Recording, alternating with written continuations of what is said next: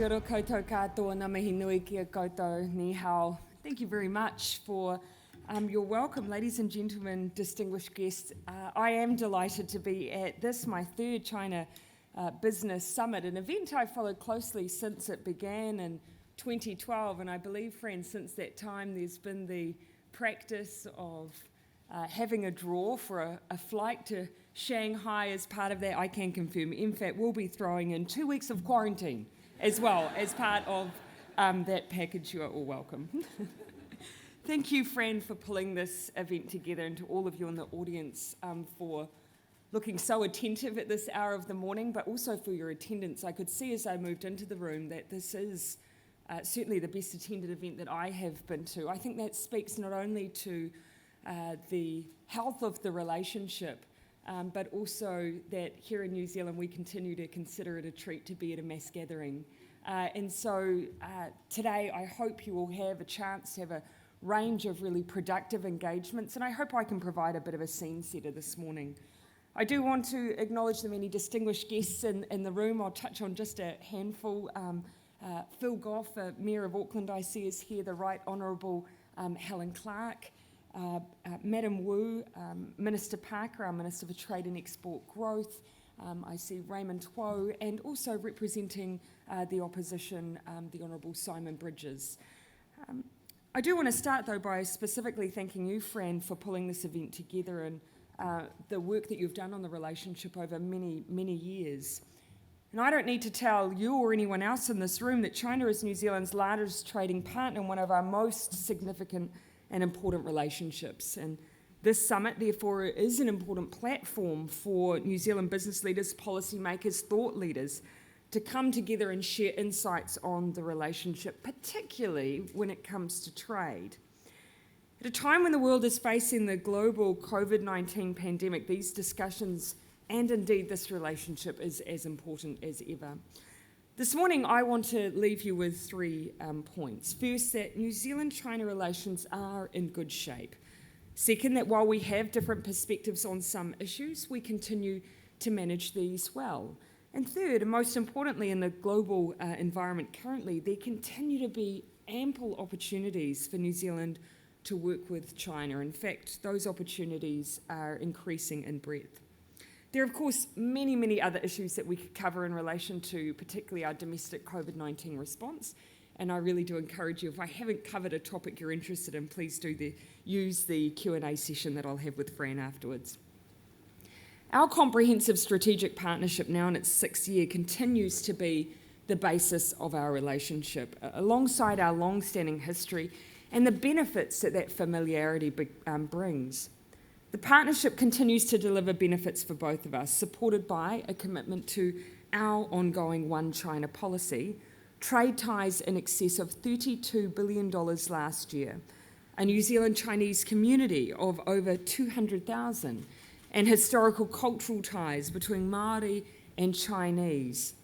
Exchanges in agriculture, climate change, education, and other areas are also key pillars of our relationship.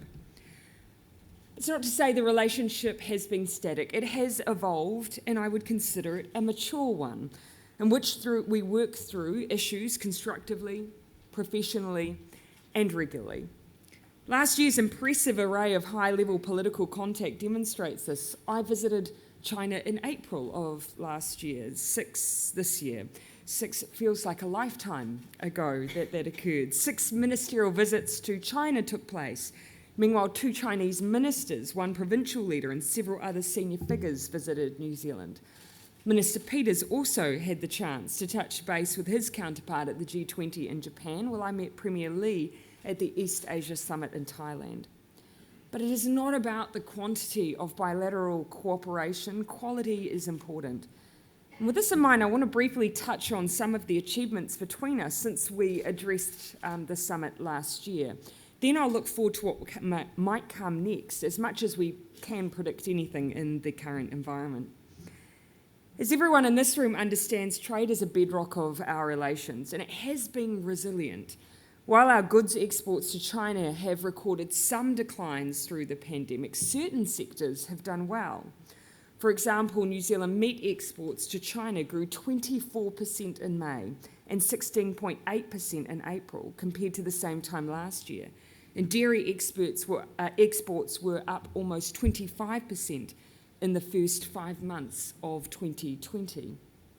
My congratulations go to all of the exporters in this room this morning. You have been dealt a difficult set of circumstances, but have risen to the challenges presented. Your work has been supported by government cooperation with China in a range of trade and economic fields.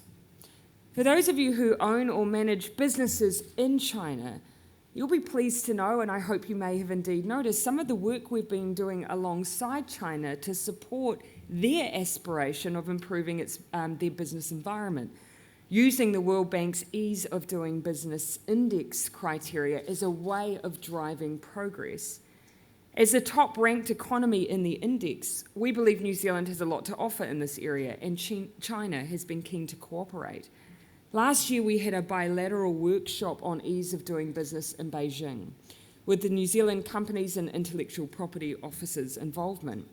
Our Registrar of Companies and Registrar General of Land were also invited to present to China's top policymakers at China's State Council-led Ease of Doing Business conference in Beijing, further helping with the impetus to China's reform efforts. The results of China's efforts have been remarkable, rising in the World Bank's Ease of Doing Business Index from 78th place in 2017 to 31st place in 2019. That is an incredible achievement. When I met Premier Lee in November, I highlighted bilateral cooperation and ease of doing business as a really positive area where we could both continue to do work alongside each other. Premier Lee agreed and has continued to champion China's business reforms through COVID-19. I know New Zealand officials will be talking to their Chinese counterparts about how both sides might engage virtually on this subject area in the coming months. When I met Premier Lee at the East Asia Summit in November, I was also delighted that we announced the conclusion of negotiations on the upgrade to our free trade agreement, demonstrating our mutual confidence in the relationship and our shared interests in open markets and the rules-based trading order. While COVID-19 impacted on our signing plans, we hope to be able to sign the upgrade virtually to cement this important step in our relationship. As many of you will know, and as I understand Minister Parker will speak to, the upgrade will bring benefits to both sides. For New Zealand, it will provide new access into service markets in China, tariff elimination on wood and paper products, and, of course, a new chapter on e-commerce, committing to further developing e-commerce for trade. The upgrade will ensure that the rules underpinning our bilateral trade are responsive and that they remain fit for purpose. Amidst threats to the continued function of the WTO-based global trade system and the rules-based multilateral order more generally, the upgrade is one of many signals China and New Zealand are sending to the world in support of open markets. As significant exporters, upholding international trade institutions and rules is a priority both for China and for New Zealand. That is why I was pleased that we recently came together with a number of other WTO members to establish an interim solution for hearing appeals and trade disputes between governments and customs territories until the WTO appellate body can become functional again. We also came together at the latest Regional Comprehensive Economic Partnership negotiating round and the WTO mini-ministerial in Shanghai in November. Amidst growing protectionism, the importance of these engagements cannot be overstated. Premier Lee's recent comment that a key objective for China continues to be to open itself up suggests to me that our countries will continue to have opportunities to work together on bolstering trade, and I look forward to progressing that. But of course, our relationship is not all about trade.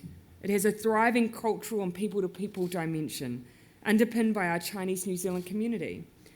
In May, I was pleased that funding was announced for a memorial to the SS Ventnor and those lost when it sank off the Hokianga in 1902. The 499 Chinese miners whose remains were being carried on the ship deserve recognition for their contribution to our country, as do many other Chinese New Zealanders over the course of our history. I was also pleased this past year with the work that Chinese and New Zealanders have done to successfully support greater cultural awareness and understanding on both sides. In November, the China-New Zealand Year of Tourism wrapped up. The year saw the magnificent Terracotta Warriors exhibition come to New Zealand to a sellout crowd. And I'd especially like to acknowledge the efforts of the ambassador, Madam Wu, making this such a success. The Year of Tourism also had a significant Māori element to it, with the Tuku Iho exhibition sent to Shanghai, the modern Māori quartet performing in Guangzhou, and New Zealand Māori tourism supporting performances in Xi'an.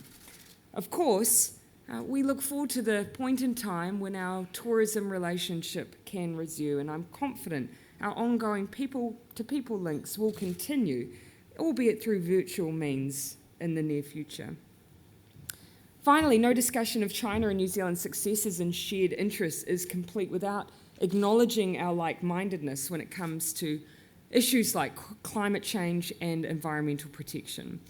Beyond co-chairing a nature-based solutions pillar at the UN last year, we also agreed to an environment chapter in the upgrade of our FTA, the most ambitious environment chapter and the highest level of commitment that China has agreed to in any free trade agreement. We're looking ahead to our third ministerial dialogue on climate change and technical discussions, but I think we've laid a really strong foundation for that work. Now, at the outset of my speech, I touched on differences, which I want to briefly come back to now. Given our country's particular histories, political and legal systems, and worldviews, it is natural that countries will take different perspectives on some issues. New Zealand is an open democracy with a focus on the rule of law. We take a principles-based approach to our foreign policy, and we make our decisions independently, informed by our values and an assessment of our interests. The New Zealand government takes a stance where, as representatives of the New Zealand people, we think that the public has a direct and a resounding interest in the outcome. As you know, this has come to the fore recently around developments like Hong Kong's new security law, the situation of the Uyghur people in the Xinjiang province, and Taiwan's participation in the World Health Organization. This is important to who we are as New Zealanders. Looking specifically at Hong Kong, which has been in the news in recent weeks, curtailing the city's open governments and judicial independence without proper involvement of Hong Kong's institutions does directly impact on thousands of New Zealanders living in or with close ties to Hong Kong. Many New Zealanders have also invested in Hong Kong or do business there because of its independent judiciary and its high degree of autonomy. It's our view, therefore, that it's quite natural for us to raise concern about Hong Kong's security laws. We believe we are representing real and actual issues for New Zealanders who live there or operate there. But ultimately, issues between New Zealand and other countries, they are normal and should not curtail or define our bilateral relationships, to which we remain absolutely committed. There is a Māori proverb which says a problem is solved by continuing to find solutions. And this whakatauki refers to the need for creative thinking, for adaptability, for perseverance.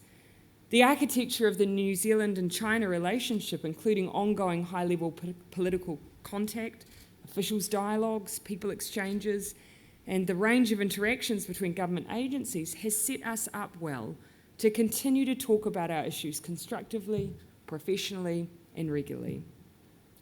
Now, as I signalled also at the beginning, I do want to look to the future. Much of what I've said so far this morning has set out our foundation, and while it's important to have context, I know that for many of you in the room today, you're committed to the ongoing relationship and where to next. We continue to be committed to working alongside China in areas where we share interests, as well as obviously as we share in the challenges presented by COVID-19. I expect that China and New Zealand will continue to share perspectives on COVID-19. I'm aware of officials from both sides having met a number of times, including earlier this month, to discuss our respective experiences, preparedness, and public health strategies. The articulation of President Xi of a COVID-19 vaccine as a global public good is a strong vision worthy of widespread support.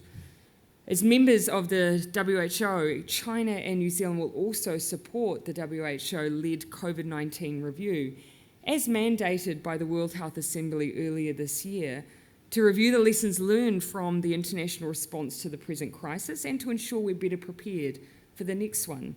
And I do want to acknowledge former New Zealand Prime Minister Helen Clark, who has been appointed as co-chair of this incredibly important work for the world.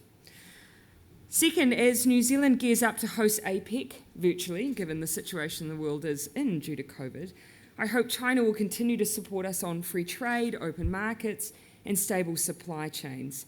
Inclusive and environmentally friendly growth should also feature in our endeavours, as should sending positive signals to the world about free trade, including by signing up finishing the completion of signing our FTA upgrade and RCEP.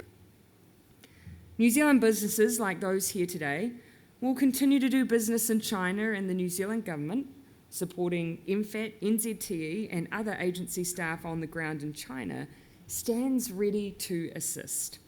I know NZTE in particular will be assisting New Zealand exporters at the upcoming China International Import Expo.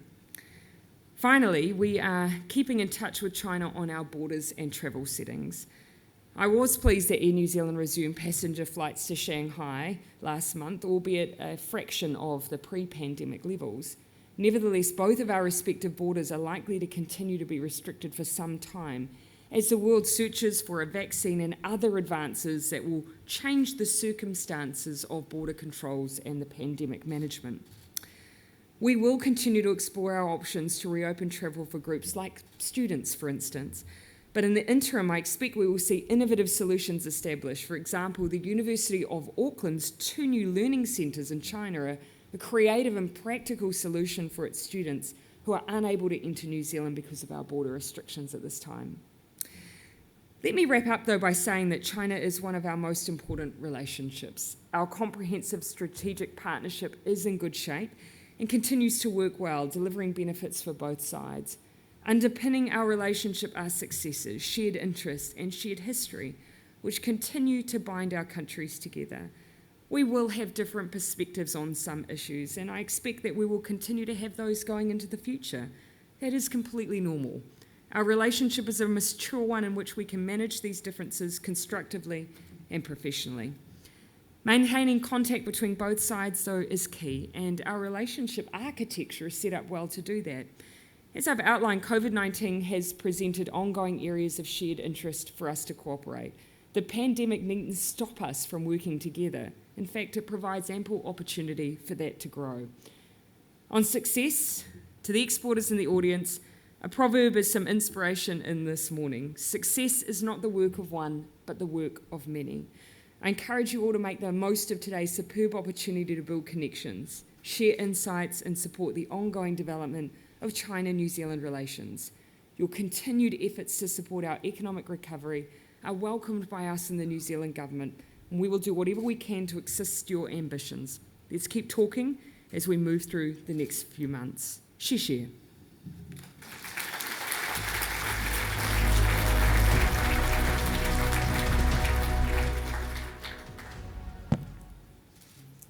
Thank you, Prime Minister, for that very comprehensive address.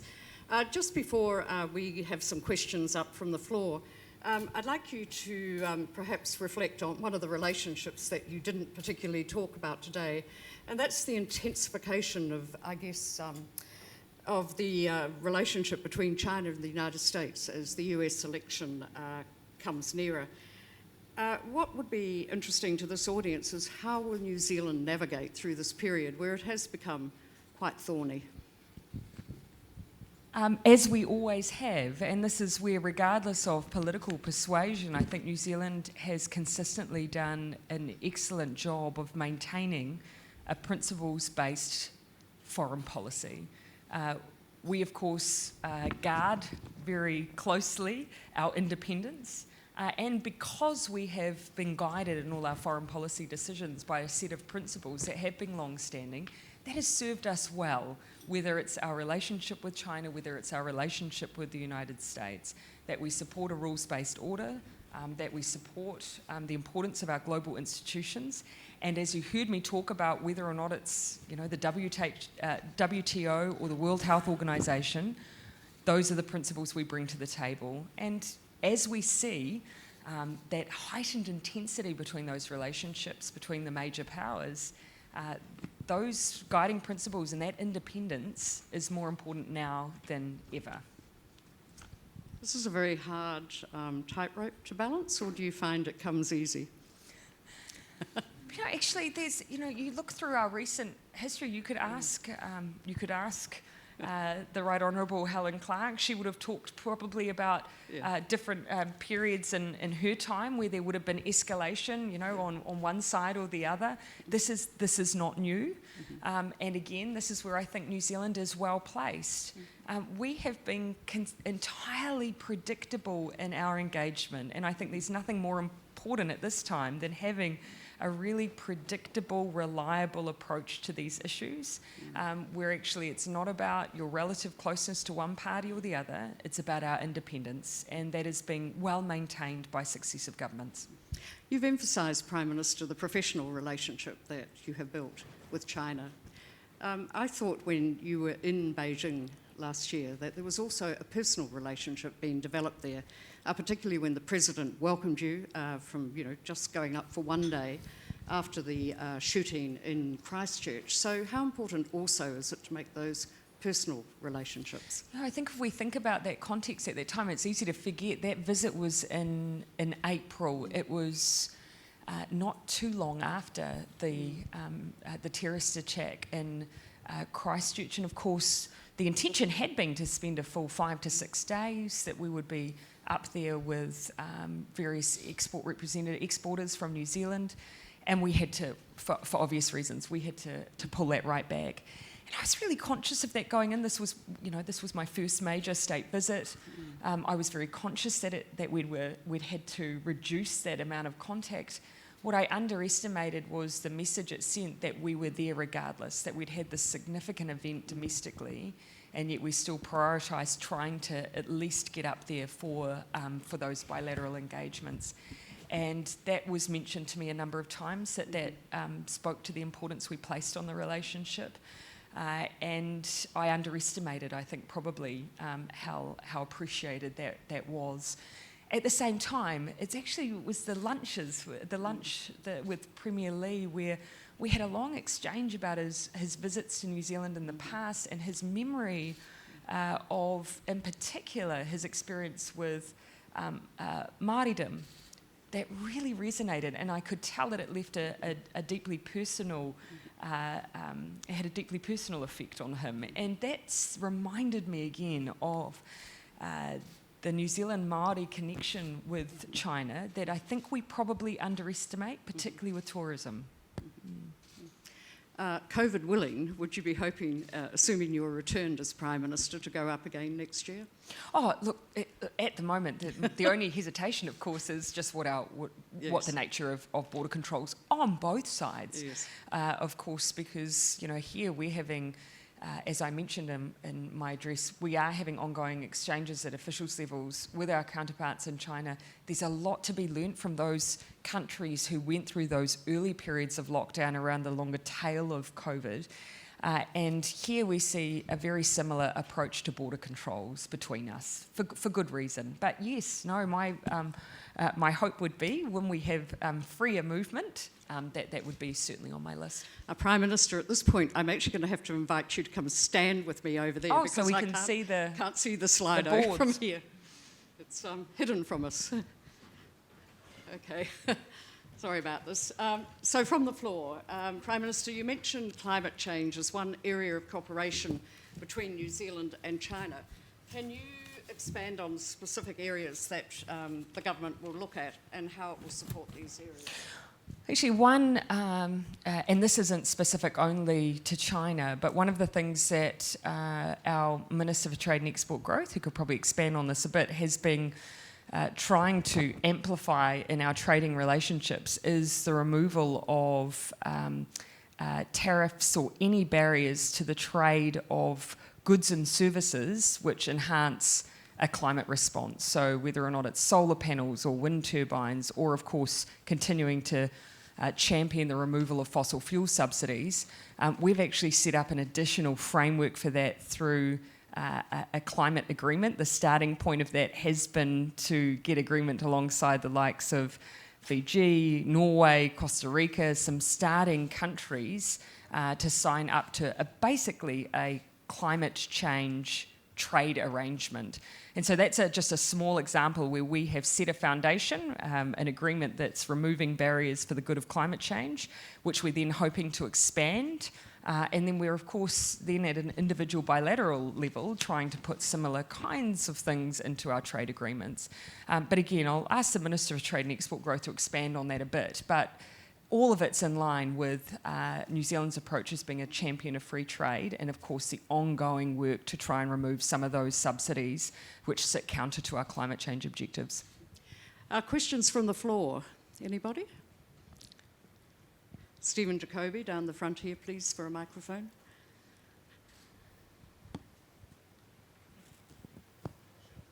You could shout it, we could repeat it, Stephen. I may re-order your question depending on the nature of it. I always have to think of a question I haven't asked you before, Prime Minister.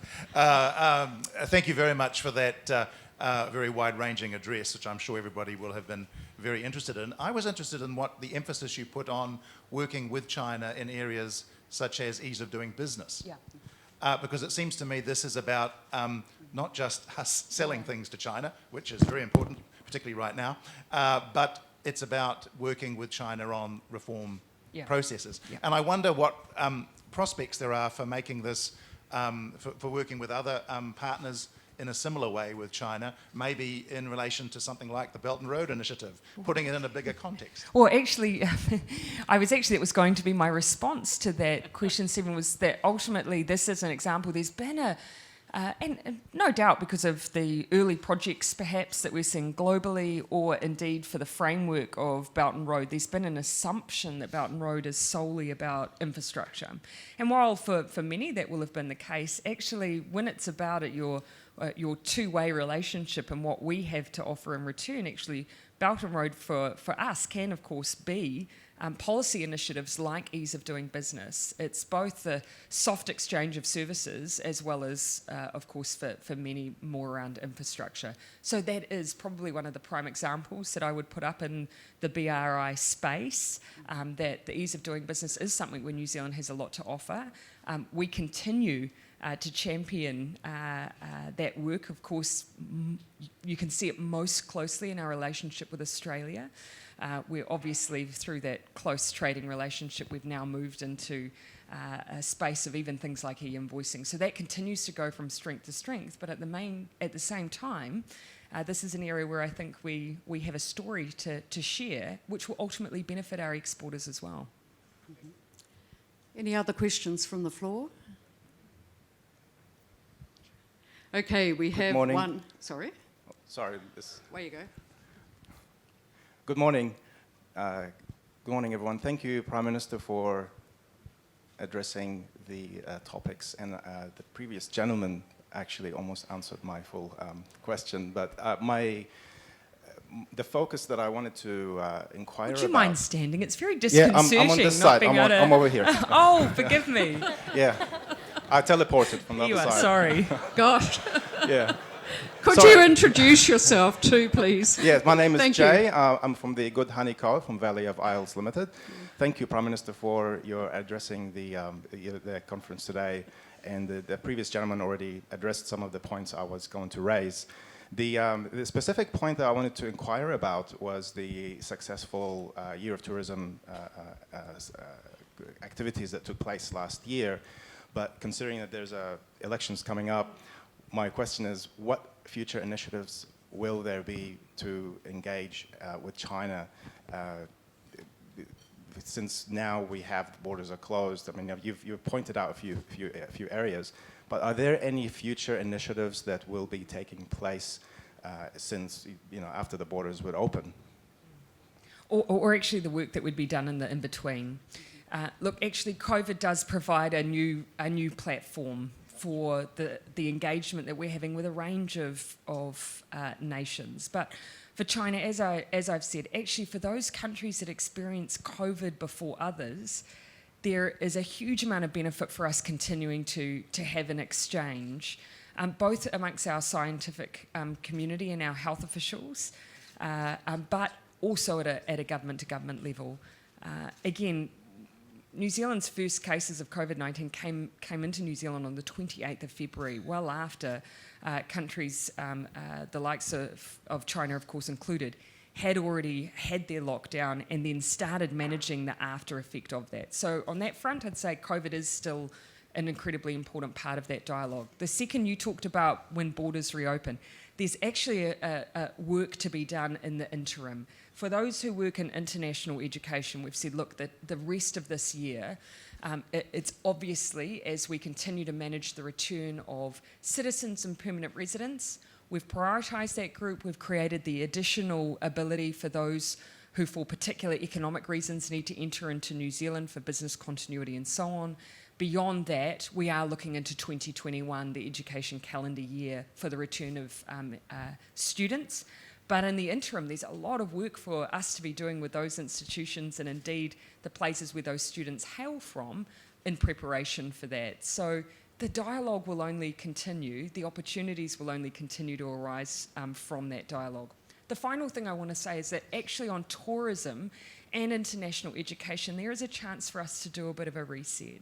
That's not to say that we didn't have fantastic operators, that we didn't have a plan and a vision for those fields, but this gives us a bit of a, albeit jarring, chance to reassess in the same way that we have for exports, where we've moved from a volume to value approach to doing the same for in the area of tourism. Were we starting to compromise the experience of those who were coming to New Zealand for the fact that we were looking at scale rather than necessarily visitor experience? And that's something you'll hear from operators in particular, and I think I've heard similar things in the international education market. If we're to maintain New Zealand's brand proposition as a place where you will have an enjoyable experience, where the manaakitanga is strong, we need to make sure that we're looking at a bit of a reset for the way that we were operating in the tourism space. And this gives us time to do that. I'd just like to wrap together two questions. One which actually looks at how do we enhance New Zealand's relationship beyond trade, commerce and tourism, and also will New Zealand accept overseas investment in education and tourism to help the COVID-19 recovery? You raise a good point. In fact, one of the things when I was preparing to talk to you today, I had to stop myself from going back and sharing with you some of the many things that have occurred in the past year where New Zealand's engagement with China and our community here in New Zealand have not been about trade and commerce, but have been about our history together. And this is where I think we sometimes do ourselves a disservice by continually focusing on the economic. And I think that's why I found it so noteworthy that much of my conversation with Premier Lee was about the cultural exchange. He remembers visiting our museums. He remembers the cultural exchange that was had. And that's an element where I still think actually there's much, much more that we could be doing in that space, because that gives that added depth to our relationship. And also the history of the Chinese community here in New Zealand. That's an area where I think, as I remarked, it is noteworthy that we are finally starting to memorialise some of those significant events in New Zealand's history which involve our Chinese community. And so I do think that there is a piece to be expanded on that is beyond trade, it is beyond commerce, and it is beyond tourism, and it's beyond the economic. Because once we add that extra layer of depth there, that continues to enable us to navigate some of those more difficult moments in our relationship. And so that's why that element is so important to me. We have a question from Anonymous. And so how can this is election year, so how can we encourage members of Parliament to avoid damaging our relationship with China as we move into I'm just going to, in Fran's mode. defence, that one's actually been on the board since the beginning and she's been skirting around it. No, I haven't. And look, again, I think I actually would just come back to the, I don't know that I would, I don't know that I would ever characterise any Member of Parliament's ability to speak as a Member of Parliament as something that I would characterise as damaging. One of our principles, of course, is an open and free democracy where the elected members of Parliament will share their views. But again, underpinning though even that environment is to a real consistency to our relationship, and regardless of political persuasion. And I do credit, past Labour and national leaders with having done that. And so I don't believe any member of Parliament can single-handedly do damage to a relationship that is so long-standing and has been built on decades of engagement. Is there any final questions from the floor? Yep. One over here. Okay. Yep. If you'd introduce yourself, please. Jeremy Chapman, Unified Industrial Shanghai. We're a property developer in China. One of the questions I have, of having worked in China for the last 20 so years, during the 90s and 2000s, China basically attracted a lot of foreign investment, especially the multinational high-tech industries. And a lot of that was environmental, a lot of power plants were built. There's a lot of environmental damage. And here's New Zealand at the moment, sitting with electricity, water, all the things that high-tech industries want. So what is New Zealand doing to attract those type of investors who would love to work in 100% pure New Zealand with renewable resources such as power, water? What is New Zealand doing to do that? Well, attract those investors? Everything that we currently do within our regulatory environment that means that we are ranked at the very top when it comes to ease of doing business is what New Zealand has been doing and continues to do, because it does take work to maintain that relative position. That's the first thing I would say. The second is that when it comes to quality foreign direct investment, MB as an agency have been particularly focused in the area of innovation. Of course, we've got some companies who have been here for a very long time that we don't need to do the sell with anymore. They understand how to operate within New Zealand and the benefit it brings. What we need to do is then focus on some of those higher tech prospects who might not have that experience. And the fact that MB has a particular unit now dedicated to working with companies that may even be in the early stages of establishing themselves, but where they see that New Zealand's regulatory environment would actually support their innovation. We've got some examples of those in the aviation and space industry who, because of that unit and the direct support that they have been provided by that unit, have chosen to establish themselves here in New Zealand. So I do think that we have the benefit of our size enables us to engage at that level, and we do. But most of those manufacturers, if you look at all the semiconductor manufacturers, for example, they're sitting in China. They're manufacturing in China. They love a position of an environmentally friendly country that actually could produce.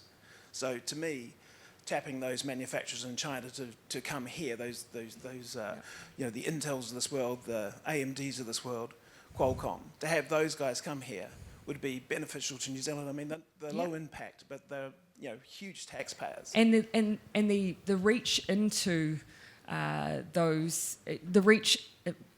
into other countries to bring in those partnerships and JVs is very active as well. There wouldn't be a visit that I do as Prime Minister that doesn't include us signing up to agreements, research and development partnerships.